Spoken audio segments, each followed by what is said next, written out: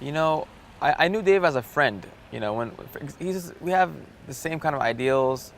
When the Trump, travel bans happened, I would text him, "Are you going to the protest?" He's, "I'm on the protest right now. We meet up." So we have the same circles, and he just is very humble. I would have never known he was a famous author unless I, asked people. But I don't think I would have done this with anyone else, because I had a previous friendship with him, and I know him really well.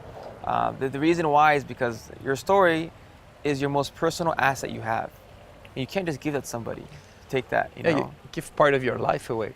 And for Dave, I know he's not someone who's driven by money. He really cares about. He uses his platform to tell the stories of the voiceless.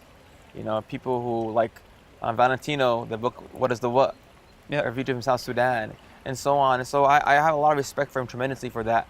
Um, and because when we started this project, it was a few weeks after I returned, and he had the vision of starting backwards.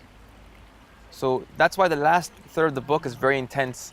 All those things traumatic experience that I went through, it was still fresh in my mind. So we spent, we have hundreds of hours of recordings where I would go through these things, these moments. Some of them are very funny. You read the book and laugh out loud. Some are very serious, and I cried, and we had a lot of boxes of tissues. We would stop, and that's why it took 3 years.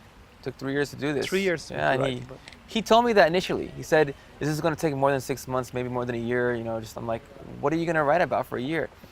He went to Yemen with me, to Ethiopia, to Djibouti. He took the coffee Q course, really immersed himself. And the thing that people don't understand about writers, actors, they take on a role of somebody, they learn a little bit surface knowledge, but writers live that life, live with the person, especially nonfiction. It's extremely hard to write nonfiction. It's not in your control. The book didn't have a happy ending for a long time because we weren't sure if the coffee would be shipped out. For about 9 or 10 months, it was just an idea of a kid who had a dream that got deferred, and definitely, and then things kind of evolved. It kept happening, and you'll read the book and understand that, and how that happened. But it was how he convinced me. I told him no at first. I told him no for a long time, for a month, and then when I realized who he was, that was one turning point. But really, what he wanted to do, I asked him, "What do you want this book to be about?"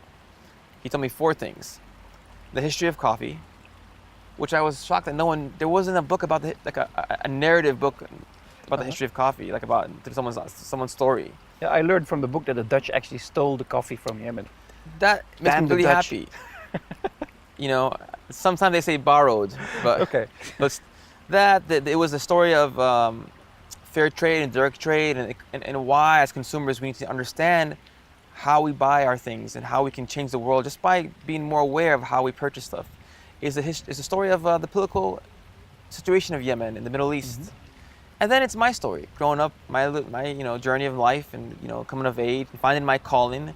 And so when he told me those are the 4 things, and it was in the contract, I felt definitely comfortable doing this with him. But I think moreover it was his friendship, and I really trusted him.